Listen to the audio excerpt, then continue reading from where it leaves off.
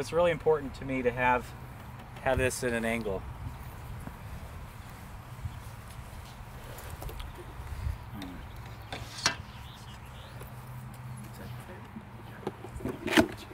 You want to match, you can match your color a lot better that way.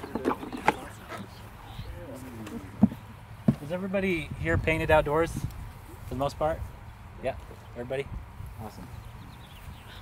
One thing you'll know is, your first time painting outdoors is you'll mix some stuff and you'll have this painting and it looks great out here, and then you'll bring it inside and it looks dark as Hades, right?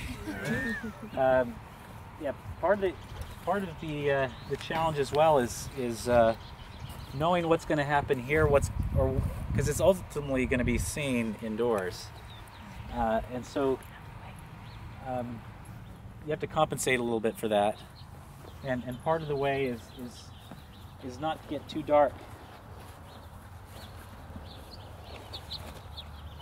How much adjusting do you do when you get it back in the studio? What's that? How much adjusting do you do when you get back in the studio? If I can't do it in 10 minutes, then the painting's not good. So it's got to be just a couple little things for the most part.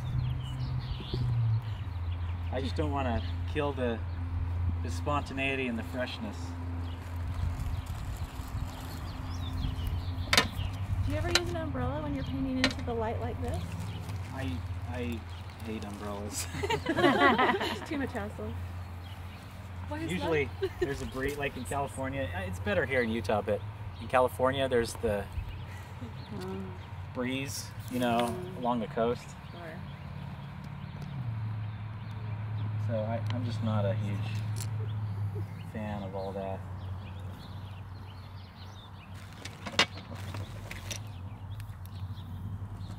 Okay, I use a very basic palette, not a lot of color, different colors.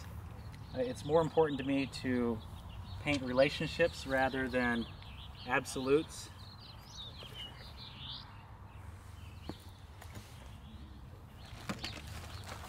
What yellow do you like, Bryan? So I'm just using the CAD lemon here. Tractor doesn't have a PTO.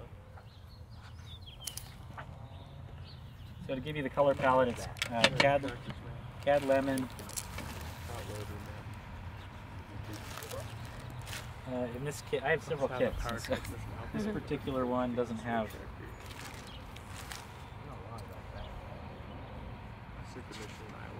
I sometimes use a vermilion, and I don't have it here. So I kind of have a warm and cool of each color. Also, I use warm and cool white. So I'm using warm white right now, and because it's a warm day. And then I'll use, for overcast, I'll use a cool light.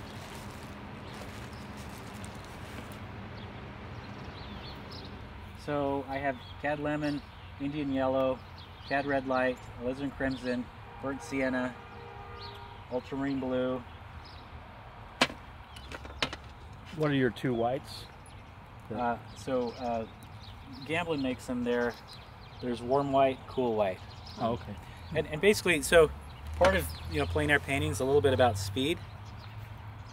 So you want to be able to get to solutions fast, right? So that's what this does. Instead of me having to manually add warmth into that white, it's already done for me. Now I put colors over here so that when I'm done I can clean this off and then just put everything back in. So it's just kind of a way to keep it all together.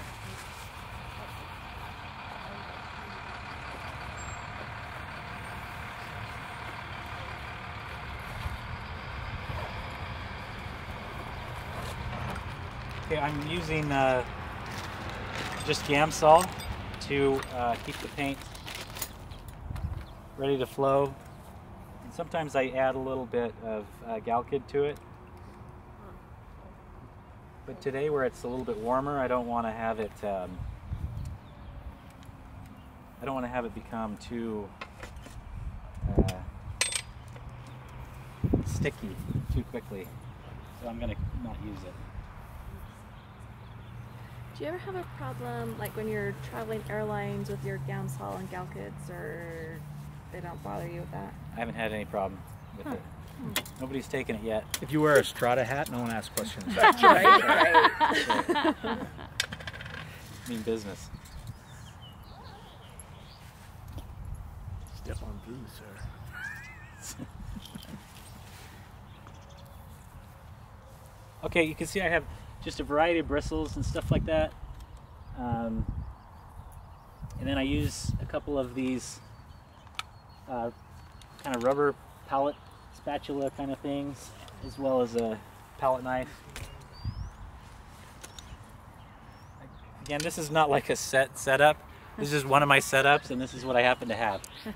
But that's okay. I kind of like that. You know, just kind of mix up the tools and stuff like that, because you have some irregularity in your work. Okay, so what I'll do first is just get you know, quick kind of layout. So, I mean, for the most part, this is just going to be a kind of a house portrait. Brian, is Yeah. this camera good, or do you want me to use your phone? Camera's great, yeah. Okay. I actually forgot my phone's at the house, so. I can is do great. a little clip with mine, but if you want, Okay, that'd be great. Yeah. Yeah. Thank you.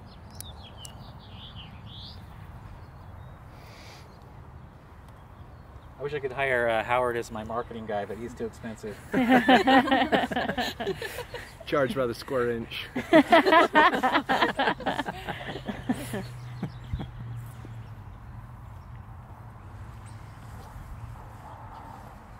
So basically, you know, when you're looking at the house, you know, you got your square and triangle, obviously, right?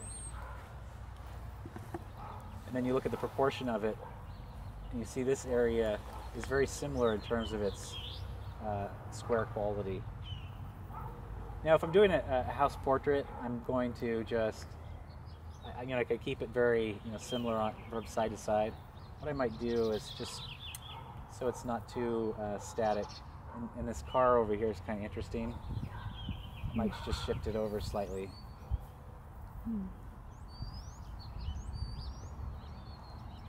Somewhere like in this area. Now, I'm not going to sit there and make a perfect architectural rendering. That's not you know, my intention here.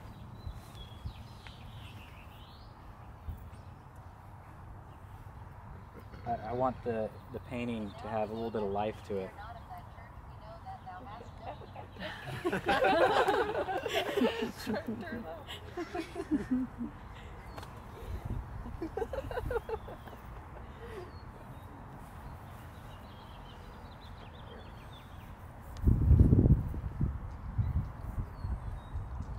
do see a little piece of the side of the house here.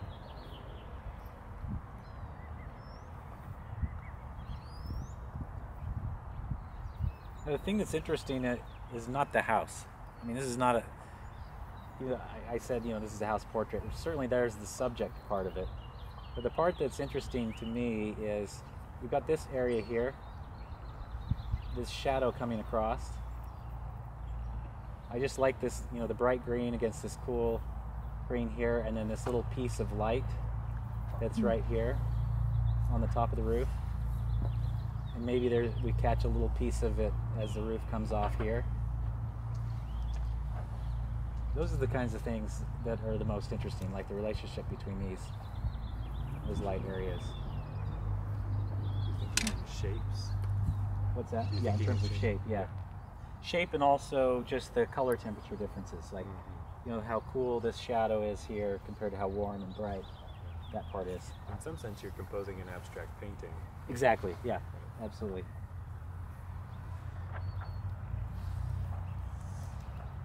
So I start with my detail brush. Just kidding, no, this is my mask. I mask some stuff in here. Often with the loose painting, people say to me, okay, I want to paint loose. And then they have a brush like this, right? And they squeeze out little tiny bits of paint. It's never going to happen, I'm sorry. You know, you got to get a bigger brush, because in order to create that abstract quality, big brush first. Keep, you know, have those big broad areas. and then you work towards smaller brushes because you're playing big, broad shapes against smaller shapes.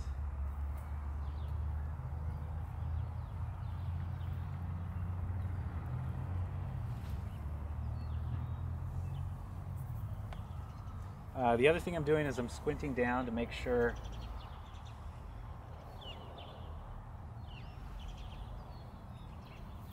I'm not seeing, I don't want to see brick, right? I'm not looking for bricks right now. All I'm looking for is general value shapes. Here I see a nice rich dark. One thing I want to make sure is that dark doesn't end dead center, so I'm going to push it just a little bit to the side. Got to go past halfway.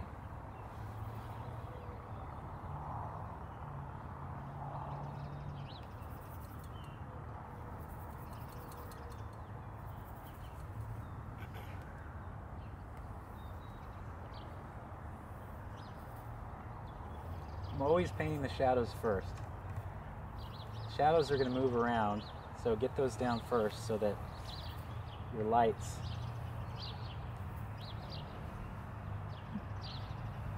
you can play around with. The lights will always be there, but your shadows. Usually you chose a subject because there's a nice arrangement of shadows.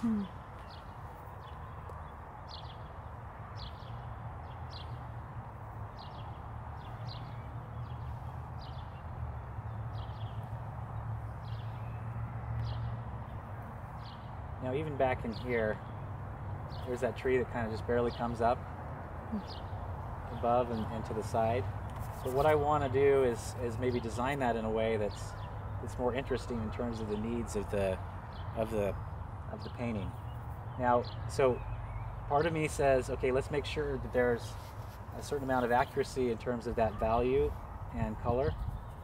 But in terms of the shape, let's see what we can do to design it in a way that's more interesting. So, simultaneously, needs of the painting, needs of the feeling of authenticity and of correct light.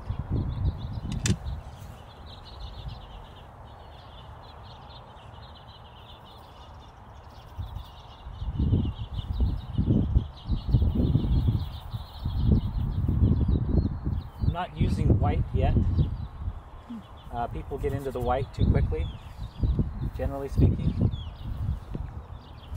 Once you obliterate your transparent painting, transparent color, you're not going to have. You can't get it back. It's basically over. So I hold off on getting the.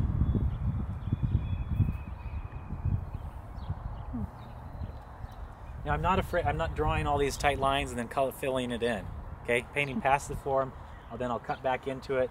And that's what will create the edge work.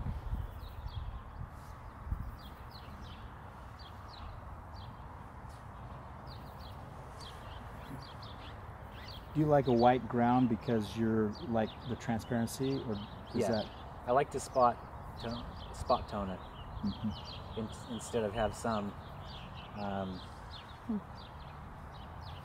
And I've gone through where I used to tone it to,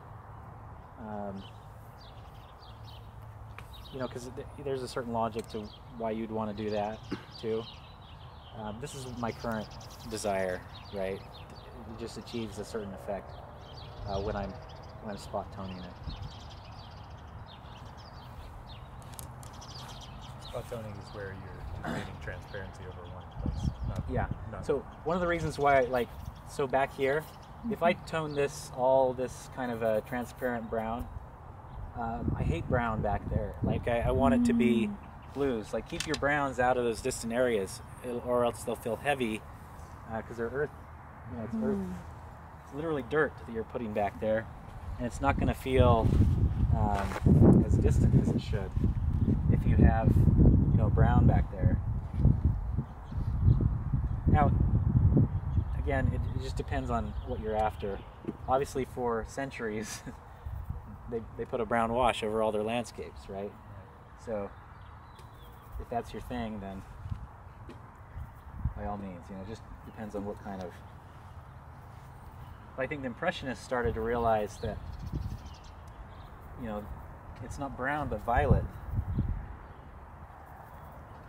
Especially, if you look at development of Monet's work, he kind of understood that violet was a key to more accurate light than many of the other artists like Pissarro and Sicily, even Degas. Monet figured it out and utilized it. I think that's why, as we look at that group of artists in that time period, Monet kind of tends to stand out. Why violet? Why violet? Yeah. Okay, so the physics of light, the further and more distant the objects get, and I'm not sure if he fully understood this or was just painting, basically what he saw. But we know now that the spectrum of light, if you look at the green grass there, look how much yellow is in it. That yellow ultimately drops out. It cannot get through all these layers and curtains of atmosphere. If we had no atmosphere here, we were on a planet with no atmosphere, we'd probably see that back hill have a lot more green in it. But there's, the yellow's gone.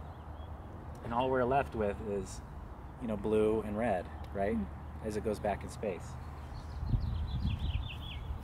Why does it drop out so fast in the physics? Just the wavelength of light. The blue curtain kind of takes it out. The moisture content in the air. Yeah.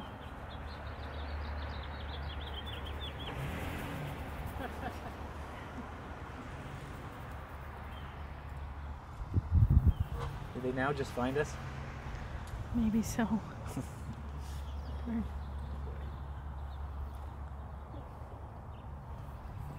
So if you look at this area here, you see it looks quite light when you're on this edge compared to here. Yeah. But as we go back over here, how much darker it is than the blue out there. Like this background. You see that difference there? So what I'm always doing is along edges of things is comparing values. So what I need to do back over here, this blue, I'm going to make it a little bit lighter. So it's always in relationship to things. You're painting relationships. That's the ultimate compliment, among plein air painters. Nice relationships. Is this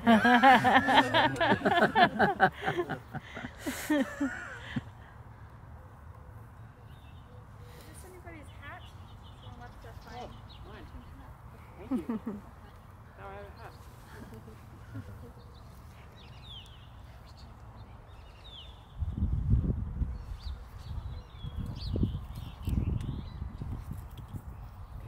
One thing I see happening, especially if you have a painting where you are what am I trying to say here? Where there's lots of layers of distance. One thing I see happening is a lot of people are reticent to put enough yellow up here so they have enough steps to take the yellow out to get that distance. And so what happens if you don't put enough yellow here, you're chalky and pasty back here by the time you get to that distant area. And that's one of the ways that I can immediately spot if somebody painted from a photo. It's usually a little bit chalky because even the camera doesn't pick up really enough of that warmth and that yellow in the foreground.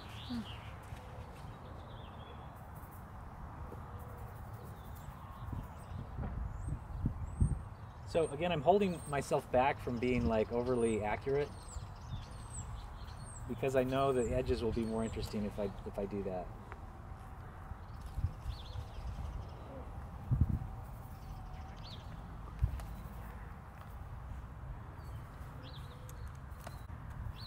So what I'm trying to do is be open to also some of the accidents that might happen in the painting. Some of the, so this is responding, the conceptual side is saying, you know, I'm letting paint be paint. And if I let paint be paint, something might happen, some accidental thing that will really look nice, and then I'll want to, you know, leave that. If I go and say, well, that's a pillar, that's a door, and try and render all that stuff out, I'll kill all that spontaneity.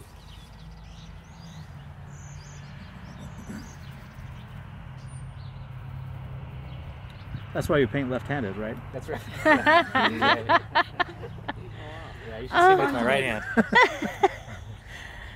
That's the secret.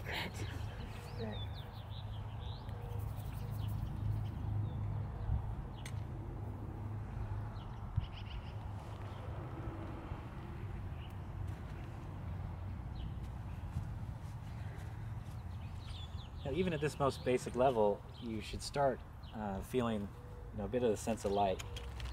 So what I also do is I use these tools to carve out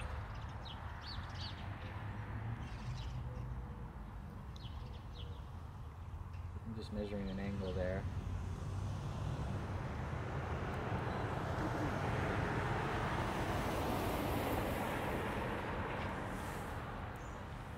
Is that a brush or a rubber? It's just a rub, like, I think it's silicone. Okay.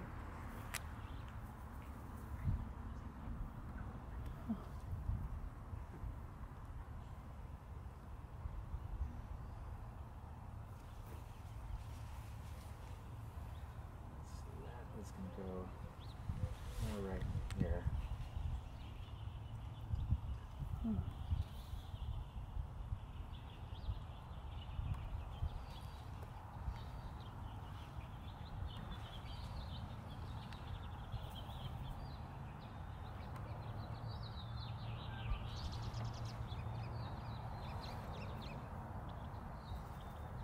So on this pavement, one thing you can observe, or the sidewalk that goes into the house, how cool it is. There's quite a bit of blue. And what that is it's reflecting the sky. So you have two sources of light, the sky and the blue of the sky and the sun. So when the house intercepts the sun, it takes the yellow out of it and the warmth out of it, and then it reflects the blue of the sky, so we get that bluing effect here. And here we go back into more the warmth. Okay, so you see the cooler and the warmer. How much of that has to do with it being a vertical plane? A lot. Yeah. So the more flat lying plane, so if it's a vertical plane, you're not going to see as much. You're going to see more of reflected light up into it. But if it's a flat lying plane, you're going to see a lot more blue influence to it. Yeah. So the comparison between the sidewalk and the columns or the eaves coming in. They're going to be warmer, right? Right. Especially underneath. I'll mix this color here.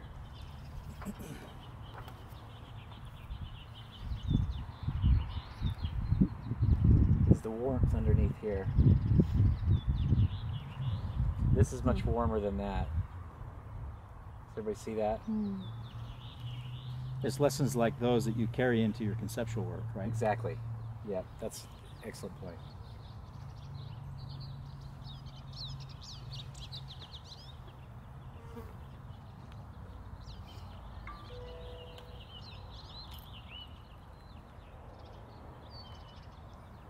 Can you paint the sound of the bird into the... Absolutely. Absolutely. Paint the noise of the street, you know.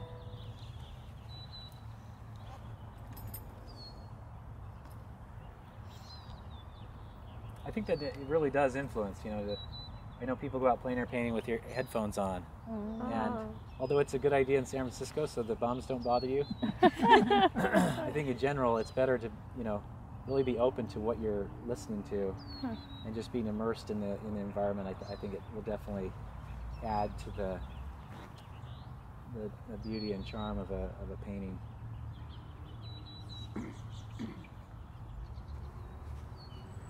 can see I have a pretty light touch.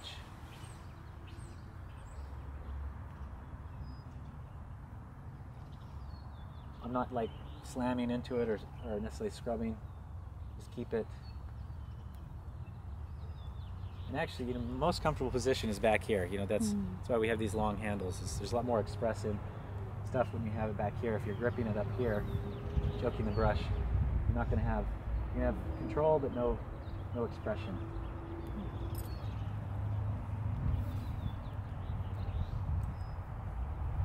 Is it all those years of fencing that you learned? Yeah, that's right. That's right.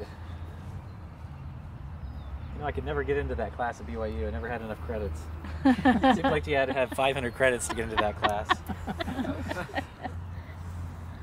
I did try. And then by the time then you get married and then you're like, okay, I'm out of here. My dreams are over. It's over. My cousin was in that class. I've only known one person that got into that class. I got in. Did you? Did you really? Now you know two. I know two. Howard. I Howard struggled. would be one of those guys that got in. The gear smelled so bad. Oh, I bet. Yeah, it was. At UVU, they have a nude fencing class. It's a little easier to get into. Instead of gears, it's beer. Beer and nudes. There you go. They don't make you wear bikinis? Like BYU? That's right. Yeah. So can you talk a little bit about your edge work, like when you're Okay. thinking? So, again, painting up to the line is not interesting edge work. That's, in my mind, that's not edge work. Okay. Painting with the background.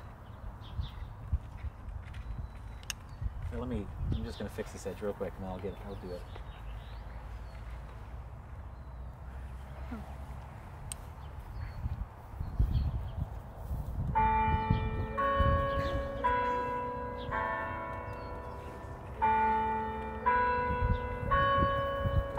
Time's up.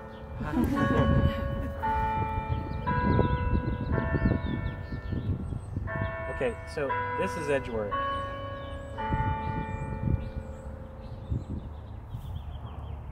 Is when you're painting into the other form and dealing with edges that way. That's where you're actually creating either a soft or a hard edge.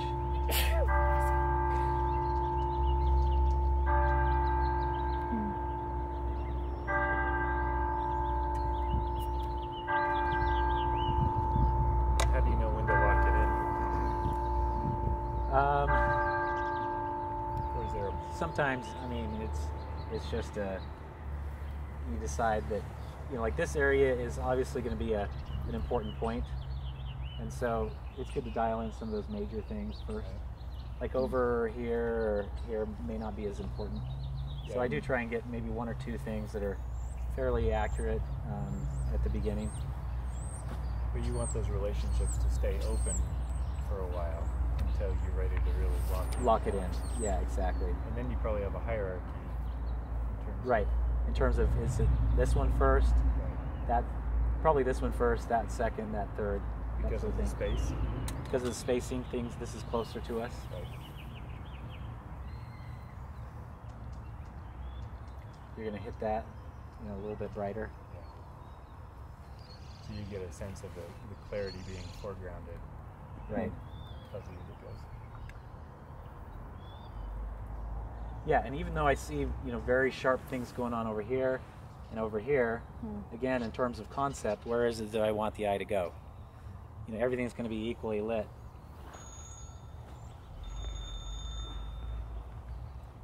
You know, it's like one thing that God says in the scriptures, I shine the sun on the just and the unjust, right? But as painters, we don't want that, you know. We want it to only shine on the things we want it to shine on. I don't know if that's just blasphemous or what.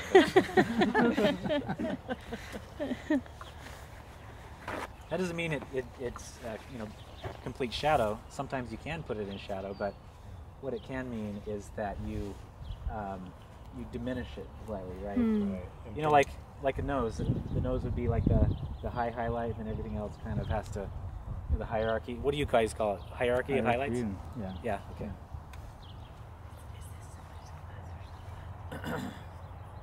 That is scriptural, you know. John the Baptist says, "I must decrease, and you must increase." Right? That's right. That's right. Absolutely.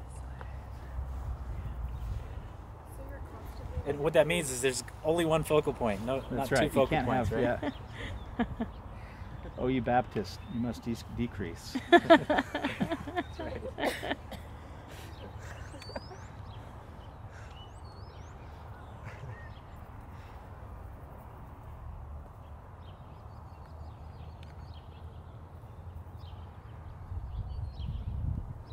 So when you're painting, you're constantly manipulating like the values to either become more similar or create a higher contrast. Where?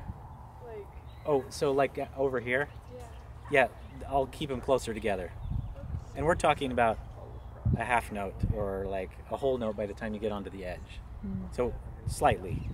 So you're a musician too. Yeah, that's right. Actually, you know, music really lends itself well to the way we describe the process of painting. And a lot of that was like spacing. The spacing of the notes creates certain harmonies.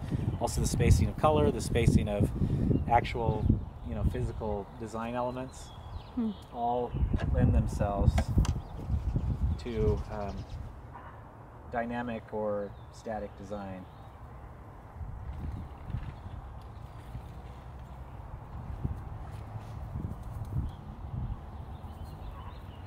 Okay, I'm going to go back in and just reinforce this dark here a little bit. Some of this is going to be glare. You're going to see a lot of glare, but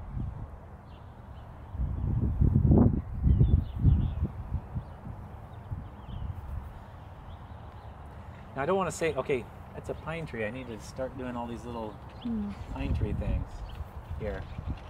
You know, what I'm working on is just the big shape first. How does this big shape relate to this shape? And relate to what's going on over here? So what I have is this dark shape enclosing it here, and also this one coming off of there. And so that can, you know, in terms of its abstract design, can be interesting. And nature won't ever put it all together for you. It's kind of like stepping up to a still life that somebody hasn't arranged yet to a large degree, right? And you have to, instead of being able to arrange everything, you got to think like a chess player, where you can see the board 15 moves ahead in your mind, with, you know, without having all the pieces moved for you yet. So if I were painting a bunch of rocks in a natural setting, I'd be moving those rocks all over the place, you know, to get the, I borrow something over here and over there and orchestrate a design that way. You don't bring a backhoe when you go. Yeah, that's right. Start plowing things around. The next strata design. Yeah. Right. Yeah, we're gonna get a Jeep, so it's coming. Nice. And then a Vespa for the city boys.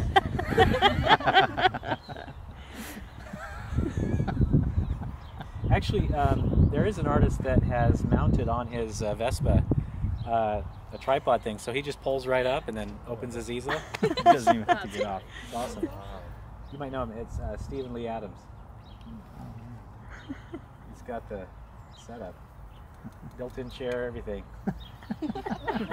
Easel goes right in his saddlebag. Jim Jones used to paint in the front seat of his Jeep. He would just drive out to the canyons and Oh yeah, just sit right there and paint out looking through his window. yeah. That's the way to do it. You paint while you drive.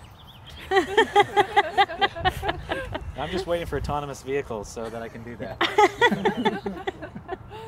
saw somebody in Provo put a legit ugly orange sofa on their motorcycle.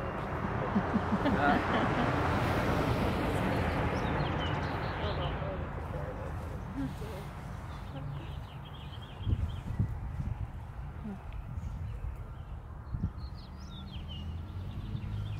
but Okay, one thing about this roof, it's quite dark.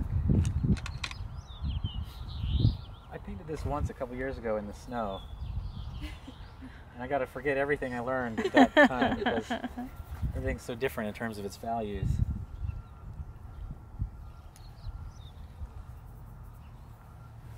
Plus the roof was totally white instead of this color.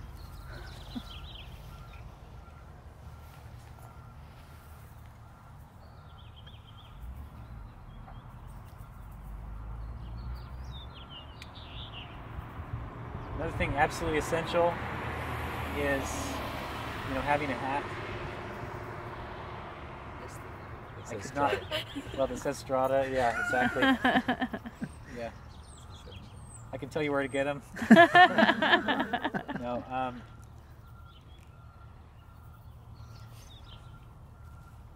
One thing I prefer actually painting into the sun for the most part. Like I like to paint like in this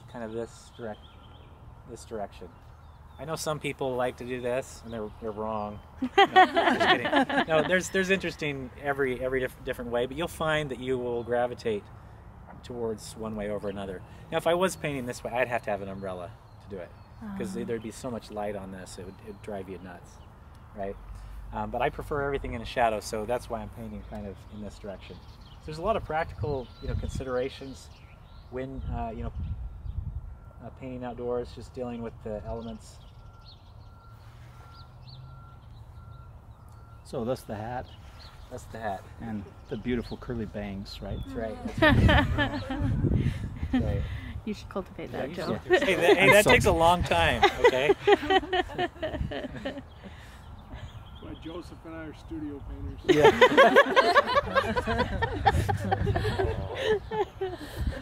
I thought it came with the Strata. Can you get the hat with the bangs? Yeah. It comes with the Bryan Mark bangs. Taylor bangs. That's right. Totally. The wig hat.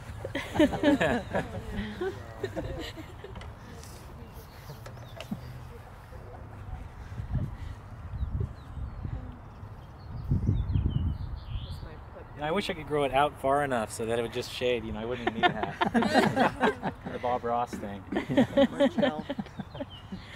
Yeah, Jill. They have a Bob Ross chip hat. Awesome.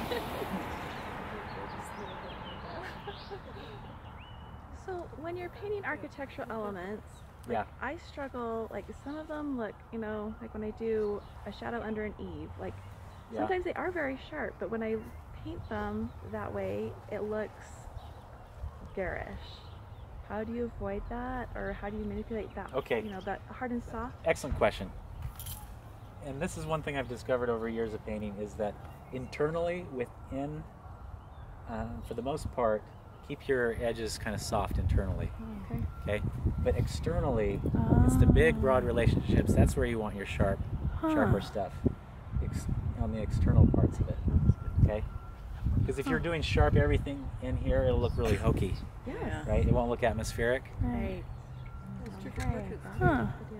I've also noticed that you use value to soften, not just Yeah. the hardness of the edge, but also the difference of value, right? Absolutely. Yeah. Yeah. You manipulate. The step between Thanks. the edges, Yeah. you mean? Yeah. Exactly. A bit more gentle,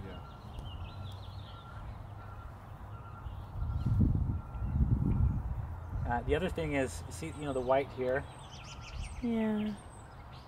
Now, if we compare here to here, and we look up here, in a workshop, and we were all painting this house, I'd spend the next 2 hours telling everybody that's darker than you think it is, right? Yeah. Just because it's a white object, if it's in the shadow, you're always comparing to the relationships, okay? So I'm squinting down, I'm comparing it to here. It's nowhere near as light as that, right?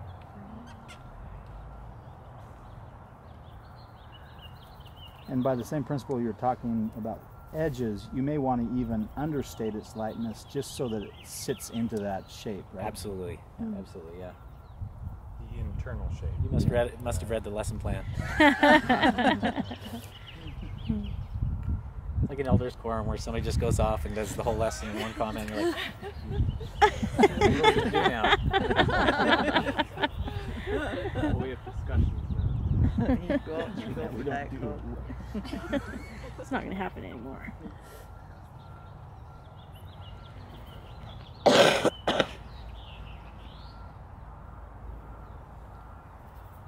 Definitely, so cohesive quality here. So where I want, so when they're planning, I'm really into robotics and SpaceX and Tesla and everything else in between, mechs and all that stuff. But one of the things when they're trying to program robots to recognize things, what they need to do is be able to recognize edges where things start and stop, right? And that's a very human characteristic, is to know where things start and stop. So rather than working internally with all this detail, which artists will tend to do, this isn't important. What's really important in terms of recognition is the way you're developing edges around the object. These are the big contrasts, like right here.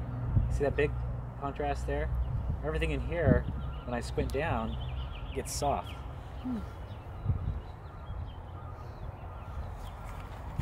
So detail can really actually hamper the quality of the real.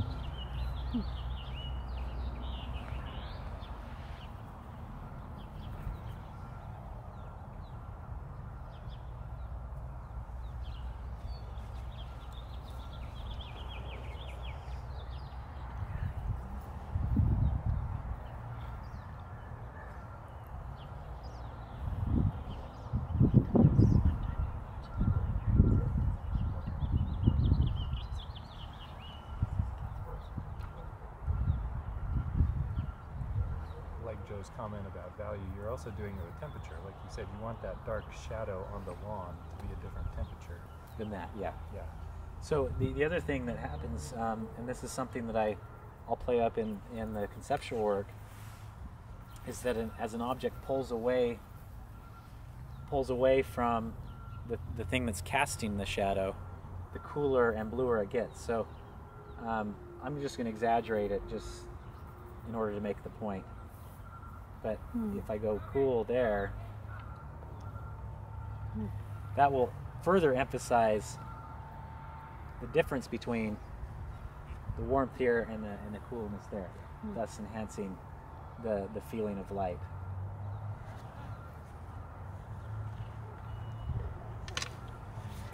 So you're saying the feeling is created by the contrast? Of not only of value but of temperature. Right. And it's one of the reasons why we respond so much to sunset. We just love that contrast of that warm and cool. It's just more beautiful, right? And if we're painting an overcast light, that spread between warm and cool is much narrower, right?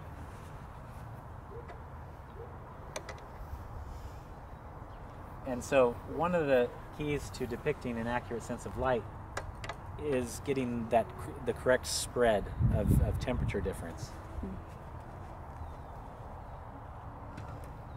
There's a lot of discretion there in terms of what your spread is in contrast or harmony or whatever.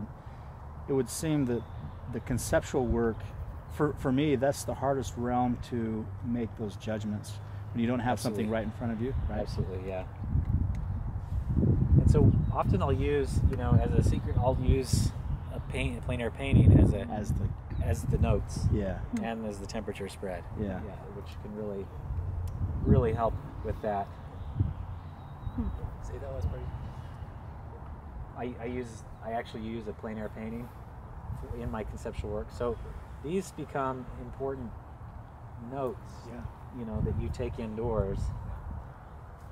Because you've all been to a trip, seen a beautiful place, take a ton of photos, and you're like, it looks dead. It's not that interesting, right? Because it's just not going to capture those. Maybe Howard can capture. Howard can. Yeah. Howard's ruining all my things I'm trying to say here with this technical virtuosity. But no, it's you know, in my mind, like the violet spectrum, doesn't matter what Apple says, the camera doesn't see it for the most part. And you know, some great cameras can see it, but for the most part, that, you know, there's just tones that they just won't come out. Like the warmth I was telling you about, that yellow warmth, you're just not going to see it, and that's why you need to go outside to paint it. Now, I'm not saying that it'll never, you know, cameras will never catch up, but they're still not there. They don't have as many receptors, you know, as the human eye does.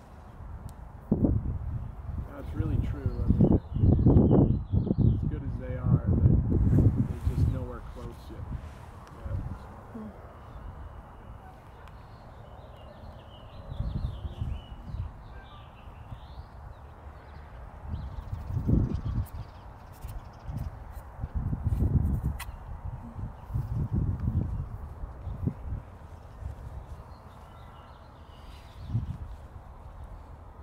Okay, so another thing is, you know, the sidewalk goes like right here, maybe, right? But you know, putting a long band right in the front of your canvas, just not that great of an idea, right? I mean, there's a way to you could artfully do it. That could work, but for the most part, you know, you usually want lines headed in towards the canvas rather than out.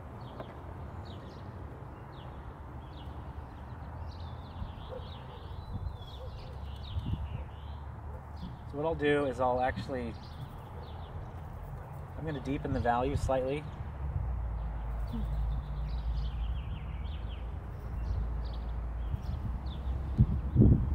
Lawn, in my mind, is one of the most unattractive things to do in paint. It's just not that interesting. Especially one that's really, you know, that's well manicured. So like a golf course, or you know, painting the city park is torture for me. That's why I like painting junk and, you know, things that have a lot more kind of character and life to it. So see what I did as I deepened the value of this? Now, I didn't just go along and go, and then say it was done.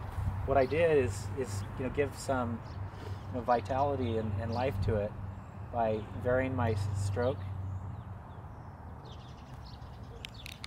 And I let this a little bit darker and that a little bit lighter, so that kind of is a little bit of a gradient. One thing a gradient can do is just, it can suggest depth. And very often you have to change some things in the foreground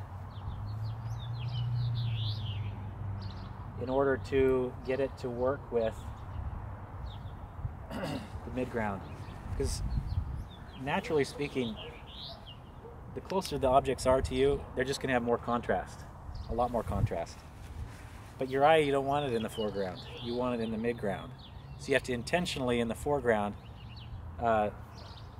narrow the gap between light and shadow in order to keep the eyes away from it. One thing that the painters of the past did quite a bit was they just throw the whole thing in shadow. And they do it over and over again. Just the whole thing would go in shadow. So if Friedrich Church were here, he'd say, this is shadow. And then he'd put like this fantastical beam of light, you know, right on the thing, right? Yeah. So he would orchestrate it, you know, just like a filmmaker would. And a rainbow. Put a rainbow in the back, yeah. Totally. With llamas. Yeah. Yeah, but it's about that vignette that's creating. Exactly, yep. You're kind of doing that, even that darker foreground. You're creating that value, rhythm, dark foreground to that shaft of light, then going to the dark shadow. Here? Yep, right, so it's stepping. Right. Like that. Yeah, you can see here that's stepping in, Yeah. even though it's not naturally doing that per se, right? That's something, if you just threw a shadow in the foreground, you wouldn't have the gradient that moves the eye and creates that kind of dynamic that I think, I'm always pushing that in terms of conceptual work because the mind wants to paint the same thing, the same color. Yeah. But your work is so exemplary of using gradations to move across forms. That's right. It's a key to, without detail, of getting it to go back or create dimension, right? One of the main differences here versus something like Frederick Church or Thomas Moran or somebody, they're trying to describe deep space, where Sure. this kind of more shallow thing, it seems like the gradient does that better. So you can create a vignette, you're looking from this place out into some deep space. Right. The nature of this particular scene. Now, one thing I did think about doing, but I didn't know if the clouds were going to be good or not, is go up to the cemetery and paint this area in the back there with the mountains. But anyway, we're here. But yeah, you're talking about you have way more layers of atmosphere. Yeah. Because that high contrast vignette in the foreground can give you that greater atmospheric perspective to play with in the background. Right. The gradient reminds me of a low relief sculpture. You're working at a very narrow depth. Right. And you have to use all your tricks to do it, right? Yeah, but even a subtle indication that you're moving in a certain direction will tell you, okay, it's sloped, there's a perspective I'm looking into. It's not a flat space. Absolutely.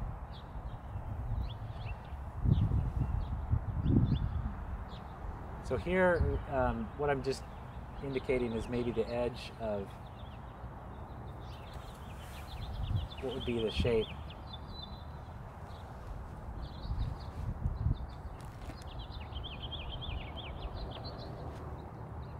Like the shape that I created.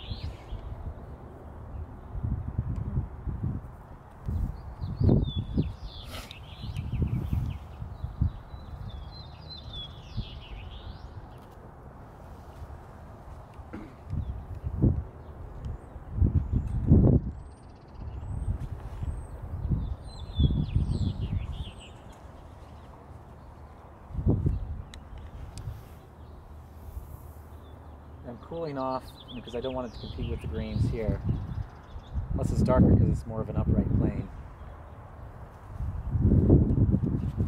I'm just indicating that just a little bit.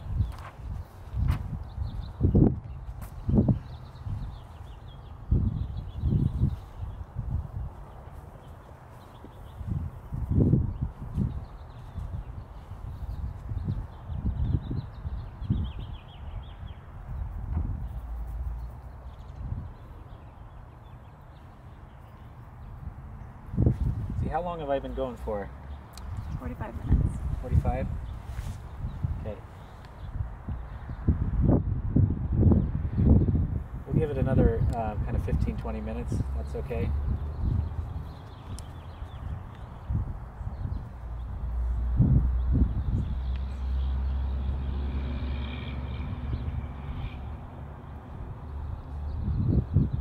You said that there are sometimes, along with your regular studio work, you do more detailed exercises to work out certain things like perspective or form, that kind of thing. Yeah. And you mentioned before you're not painting every little pine needle, but are there times that you go out and you do really detailed, longer study times? Yeah. Especially in overcast light, because it's more steady. If you have a nice overcast day, you can paint in the same location for,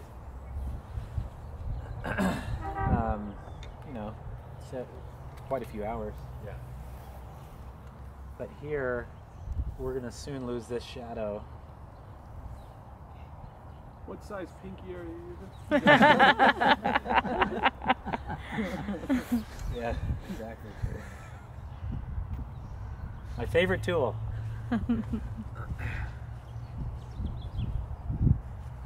you see the shadow here has changed. But that doesn't mean you keep changing with it. Don't chase the light. Just the darkness, right? That's right. Exactly. Usually I say, you know, put your lock in your shadows.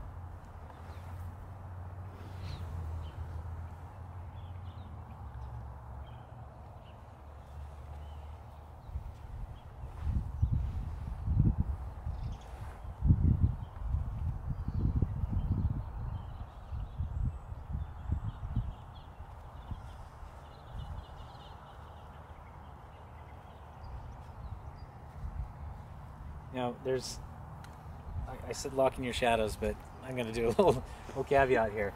Okay, this, adding a little bit more of a sliver of light right here might help. Might not, but if I do see things like that, I will. That's what I'm talking about, is one of the advantages of being outdoors and observing the passage of time a little bit. You know, the painting you're doing doesn't represent a single instantaneous moment like a photograph would have you paint. It actually represents a little bit of the passage of time, and so you would actually you know, create something that maybe is a little bit more robust if you see something that, you know, can add to the flavor of the piece.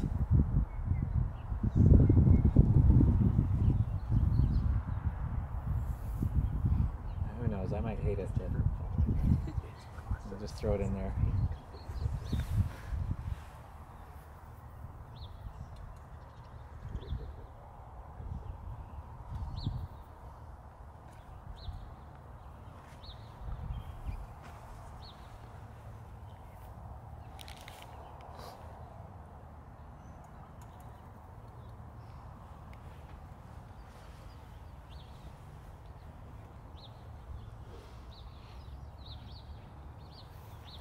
Now I'm going in and just kind of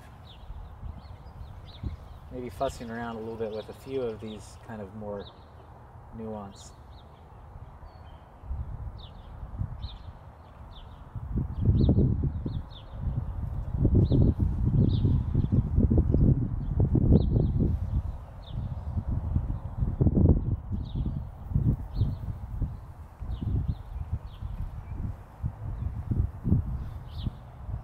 And I'm always, you know, the more I add some of these nuances, the less spontaneity it will have. So there's always, you know, at least in my mind, always a balance between the spontaneity of the work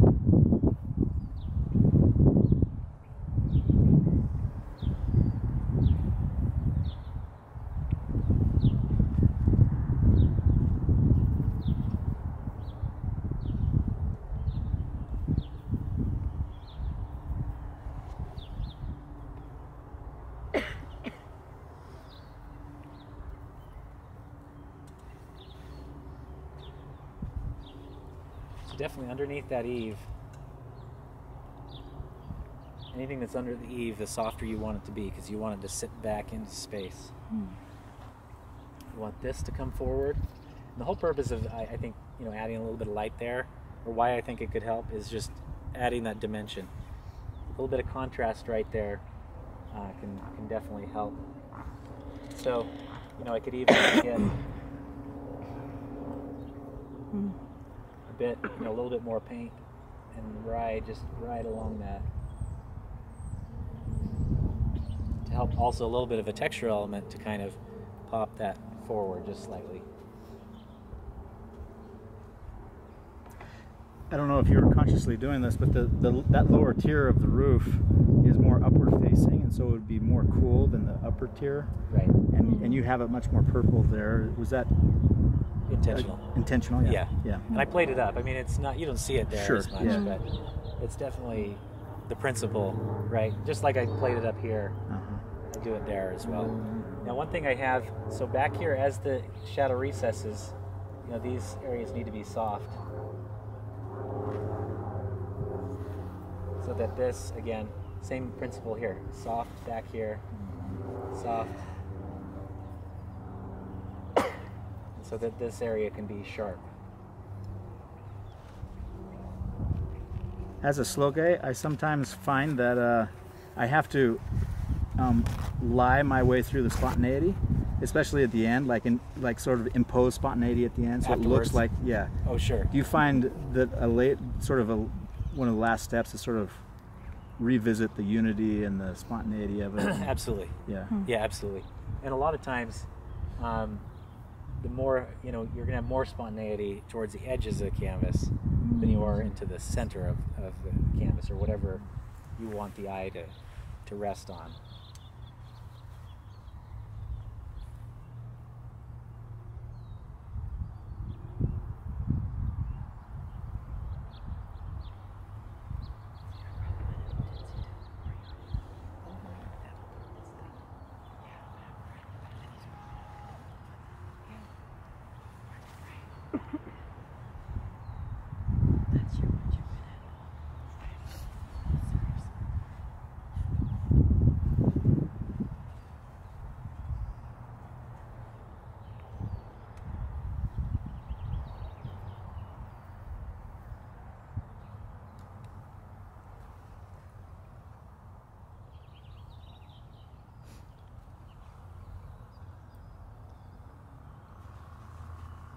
You're at 54 minutes, by the way. 54? Okay.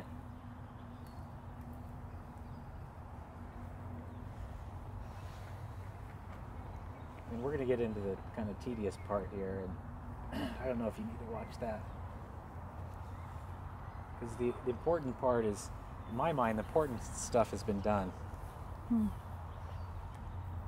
that's, again, we talked about the relationships, right?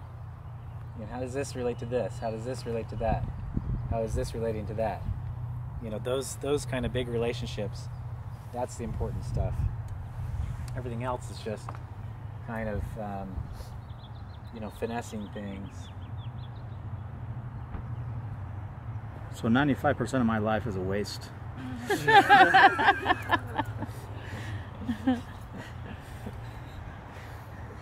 No comment. I would say 90, but... Oh, yeah.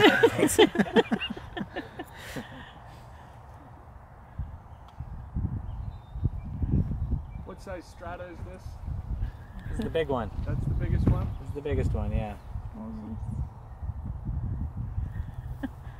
So I use this for car painting. I use the... Sorry, here's your car. Here's your phone. Oh, thanks. I didn't need it. Okay, thank you. Is that your wife? Yeah.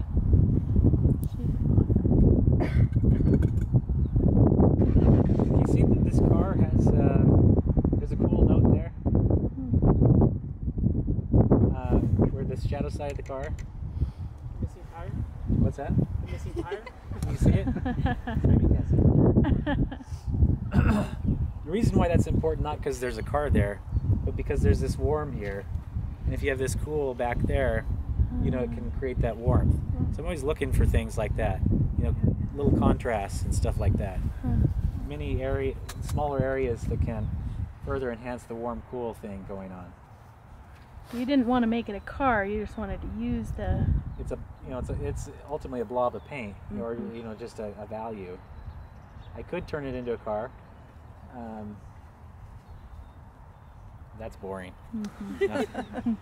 So then, if it were a boat, you would. Yeah, that's totally. Yeah, or a Vespa, I'd totally do it. Harley? Harley, yeah. Oh, totally Harley. So you see that coolness riding on that the car there? Just that cool rim. There's a good example of even a blue-green that actually, in many ways, is warmer than what's on the light here, because I think so much sky is reflecting into it. Gives it kind of that blue note or that blue tone.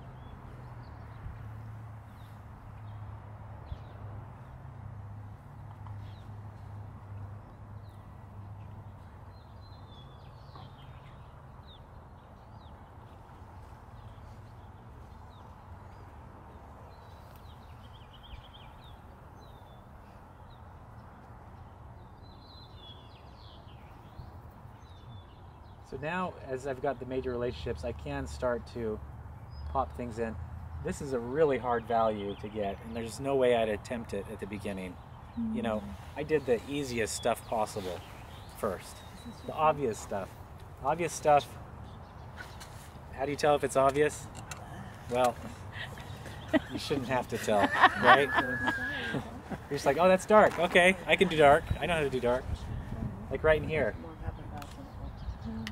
It's an obvious dark, right? Establishing the obvious, easy stuff gives you... gives you ability to go into those more refined sort of things. Does anybody want me to put these pillars in, or is it driving them crazy that I haven't put them in yet? How is that being Just held the up? classical columns. It's fantasy. Make sure they take Point. I was afraid somebody's going to say that.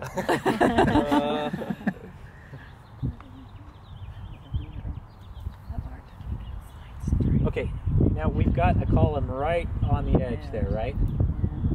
And why is that not a good idea to put it right there? What if I put it right here on the edge? See it. Let's see it, right? Yeah, yeah. Design-wise.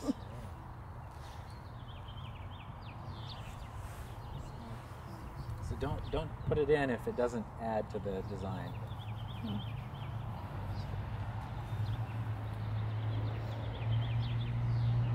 Even this one, I'm not in love with that. I do like the recess there, but let me see if I can figure something out over it.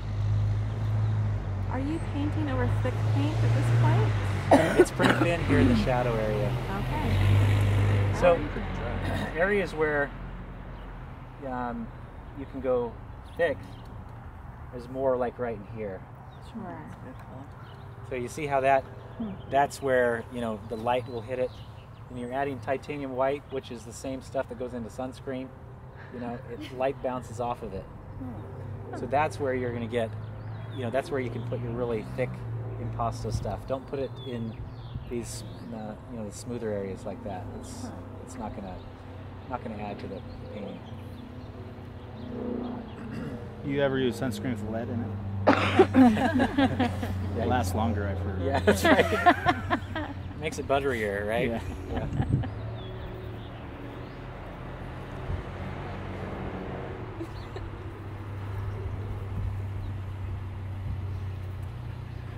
One of the hardest things, like, you know, I painted a lot in San Francisco, and the hardest painting was, you know, when you had cars, that you had this car and you just go take off right when you're in the middle of it. So usually I would start my cityscape by just painting the cars first. Huh. Because I knew there's a good chance Like they would the leave. shadows. You can boot those cars, you know. That's true, yeah. Your art equipment. Another new product. One thing I did have was plein air cones. I put my orange cones out, Brilliant, actually. so I wouldn't get run over. Did it work? Oh yeah, absolutely. I was like, oh, cones. You know what people will respect. Yeah. What pigment of orange did you use for those cones? Yeah, that's right.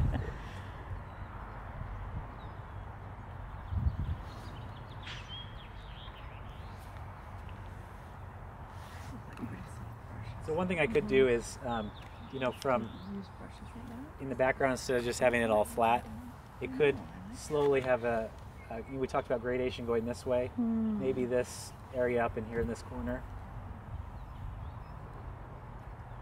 I'm not saying I'm observing this, okay? What I'm just saying is, as an idea, maybe it's not a bad idea to have one area go back in space because this kind of pulls forward. So again, it can add, you know, a little bit more dimensional component to the piece.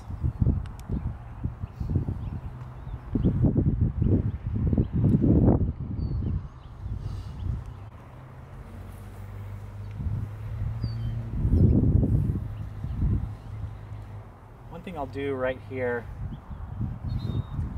and this is, you know, I'm observing it, but play it up maybe a little bit, is see where I pull that You see how I just cooled this edge just a little bit? I'll do it a little bit more just to emphasize it. That will help that plane change a little bit. So there's just areas where you can play the warm and cools up a little bit just to, again, create a little more interest in terms of the light and shadow. Now even in here,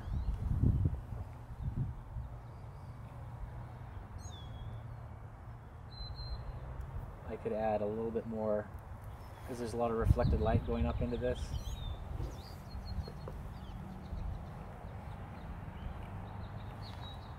Just adding a little bit more warmth there, and then and I can add just a bit more, like right here. Do you see the warming that's in here? Or do you think I'm making it up? You see it? I mean, I'm pushing it beyond what it naturally is. But it's there. You can see how it goes into that a little bit yellowier tone as it goes up into there. So what you'll find is underneath eaves and stuff like that, light will bounce up in there. Reflected light will bounce up in there and make it really nice and warm. So just finding little moments like that where you can emphasize stuff like that can really, add and help.